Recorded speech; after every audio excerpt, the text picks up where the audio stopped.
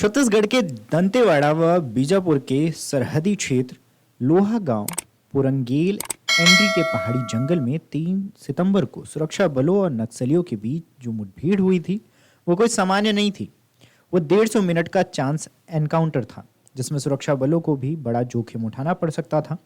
इस बाबत कोई पुख्ता इंटेलिजेंस नहीं था, केवल इतनी सूचना थी कि उस क्षेत्र में नक्सलियों की मौजूदगी है। सीआरपीएफ की 111 और 230 वाहिनी की यंग प्लाटून के साथ डीआरजी बस्तर फाइटर भी थे। नक्सलियों ने एक विशेष पॉइंट पर सुरक्षा बलों को घेर कर अंधाधुंध फायरिंग शुरू की थी। चांस एनकाउंटर में 150 मिनट चली मुठभेड़ में 9 नक्सली मारे गए। खास बात यह है कि एक ऐसा एनकाउंटर था जिसमें सुरक्षा बलों को किसी तरह की कोई नुकसान नहीं हुई। सुरक्षा बलों के अच्छे कोऑर्डिनेशन के साथ किए गए संयुक्त ऑपरेशन में बड़ी सफलता मिली। ऑपरेशन से जुड़े विशिष्ट सूत्रों ने बताया है कि ऐसी अपुष्ट सूचना थी कि पहाड़ी जंगल में पश्चिम बस्तर एवं दरभंगा डिवीजन के 7 नक्सलियों की पीएलजीए कंपनी नंबर 2 के माओवादियों की उपस्थिति है। हालांकि इस सूचना में नक्सलियों की संख्या और सटीक लोकेशन बाबत कुछ खास इनपुट नहीं थे। सीआरपीएफ के साथ डीआरजी बस्तर फाइटर को सर्चिंग अभियान पर भेज दिया गया।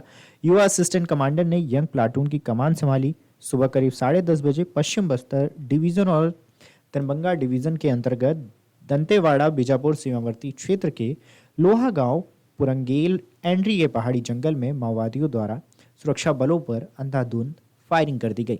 यह एक चांस एनकाउंटर था। सुरक्षा बलों ने भी पोजीशन ले ली। हालांकि कुछ देर तक सुरक्षा बलों ने नक्सलियों से आत्मसमर्पण करने की अपील की। इस बीच नक्सली फायरिंग करते रहे। नक्सलियों ने सुरक्षा बलों की अपील को पूरी तरह से अनसुना कर दिया। नक्सलियों द्वारा फायरिंग तेज कर दी गई। सुरक्षा बलों ने आपसी सामंजस्य से मौके पर ही अचूक पोजीशन ली। सबसे पहले सीआरपीएफ ने मोर्चा संभाला। युवा कमांडरों की अगुवाई में कई नक्सली मार गिराए। जैसे ही दूसरी तरफ की फायरिंग कम हुई तो सुरक्षा बलों ने भी अपने हथियारों को विराम दिया। कुछ देर में दोबारा फायरिंग शुरू हुई। नक्सलियों ने 3 तरफ से फायरिंग कर दी। इस बीच यह माना गया कि नक्सली सरेंडर नहीं करेंगे। करीब 150 मिनट तक जमकर फायरिंग हुई। घने जंगलों व पहाड़ियों की आड़ में नक्सली जान बचाकर भागने लगे। टास्क क्षेत्र में सर्चिंग करने पर एनकाउंटर स्थल के आसपास 9 सशस्त्र वर्दीधारी माओवादियों के शव बरामद हुए। मारे गए नक्सलियों में कई महिला नक्सली भी शामिल हैं। सूत्रों के अनुसार अमूमन चांस एनकाउंटर में सुरक्षा बलों को नुकसान पहुंचने का जोखिम बना रहता है, लेकिन इस मुठभेड़ में किसी भी जवान को चोट नहीं आई।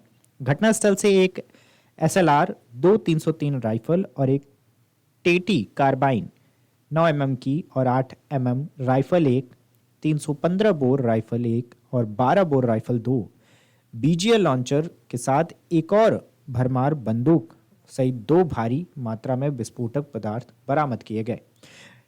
डीआरजी तथा केंद्रीय अर्धसैनिक बलों द्वारा आपसी बेहतर तालमेल एवं रणनीति के साथ काम करने के परिणाम के स्वरूप में वर्ष 2024 में बस्तर संभाग के अंतर्गत नक्सल विरोधी अभियान के दौरान अब तक कुल 153 नक्सलियों के शव बरामद हुए हैं। इसके अलावा 669 गिरफ्तारी भी की गई है।